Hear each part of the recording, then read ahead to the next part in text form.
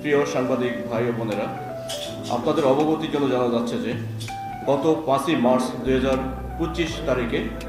আমরা গোয়েন্দা তথ্যের ভিত্তিতে জানতে পারি বৈষম্য বিরোধী ছাত্র আন্দোলনের উপর সরাসরি হামলাকারী পাহাড়খেকো ভূমিদস্যু ও আকবরশাহ থানার 9 নং ওয়ার্ডের সাবেক কাউন্সিলর জহুরুল আলম জসিম ঢাকায় বসুন্ধরা আবাসিক এলাকার একটি বিলাসবহুল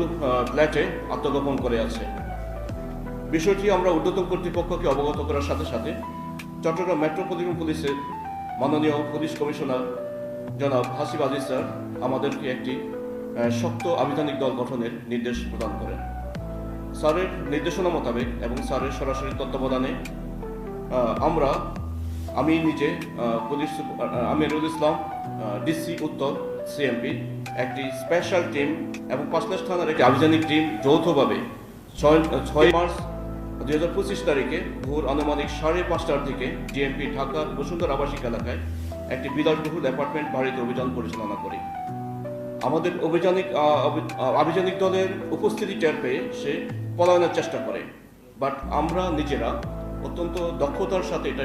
আঁচ করতে পেরেছি এবং তাকে সরাসরি তার গোপন আস্তানা থেকে তাকে গ্রেপ্তার করতে সক্ষম হই। উল্লেখ্য যে বর্ণিত আসামি জুলাই আগস্টে সংগঠিত ছাত্র আন্দোলন চলাকালে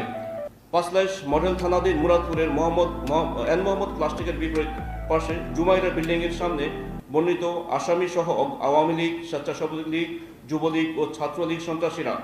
16/7/2024 তারিখে বিকাল 3:30 হইতে একই তারিখের বিকাল 6:30 মধ্যকার সময়ে পাঁচলাইশ মডেল থানার মুরাদপুর এলাকার বৈষম্য বিরোধী ছাত্র আন্দোলন চলাকালে ছাত্রদের যৌক্তিক আন্দোলনকে প্রতিহত করার লক্ষ্যে আগ্নেয়াস্ত্র, দেশীয় অস্ত্রশস্ত্র, ককটেল ও লাঠিসোঁটা নিয়ে আতঙ্কিত হামলা করে এবং ছাত্র জনতার উপর নৃশংসভাবে আক্রমণ করলে ছাত্রদল কর্মী ওয়াসিম আকরাম, শিবির কর্মী ফয়সাল আহমেদ শান্ত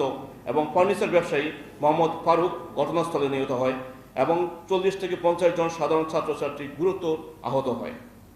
বর্ণিত আসামি জুলাই আগস্টের মাসে